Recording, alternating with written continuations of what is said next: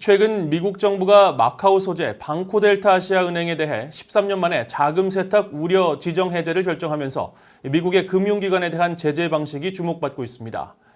현재 해외은행 두 곳이 같은 조치를 받고 있는 가운데 중국 은행들이 더 추가될 가능성에도 관심이 쏠리고 있습니다. 함지하 기자가 보도합니다.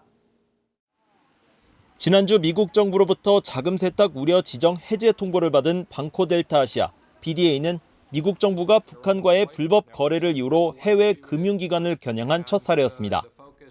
2005년 재무부 금융범죄단속반이 북한 자금을 운용한다는 이유로 BDA를 주요 자금 세탁 우려 대상으로 지목했던 건데, 당시 BDA 입장에서는 한순간에 미국 금융망 접근이 차단되는 상황이 발생한 겁니다. 이 때문에 당시 BDA는 곧바로 북한 자금 2,500만 달러 동결은 물론 중국 내 20여 은행들도 일제히 북한과의 관계를 끊었습니다. BDA의 금융 동결 전략을 세웠던 후안 자라테 전 재무부 테러 금융 담당 차관보는 과거 BDA의 자금 조치가 다른 나라 의존도가 높은 북한 경제의 취약점을 겨냥한 것이라고 말했습니다. When I served in the administration, one of the things we tried to do was to pierce through some of these paradigms and orthodoxies. The orthodoxy that North Korea can't be sanctioned or pressured anymore. 실제로 당시 미국 정부의 조치는 북한이 거래하는 은행을 옥죄는 것일 뿐 북한에 대한 직접적인 압력은 행하지 않았지만 그 이상의 효과를 냈다는 평가입니다. At the time, a North Korean official told a White House official, "You finally found a way to hurt us." So it did have an impact. 이처럼 미국의 BDA식 조치는 북한이 거래하는 은행을 규제함으로써 일종의 파장이 일게 하는 방식으로 잘 알려져 있습니다.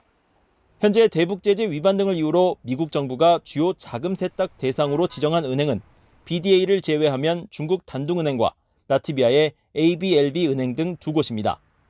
최근 워싱턴 DC 연방법원이 북한과의 거래에 연루된 것으로 의심되는 중국은행 세 곳에 대해 관련 자료를 제출하도록 한 것으로 알려지면서 이들을 대상으로 한 미 재무부 차원의 추가 조치가 나올 가능성도 배제할 수 없습니다.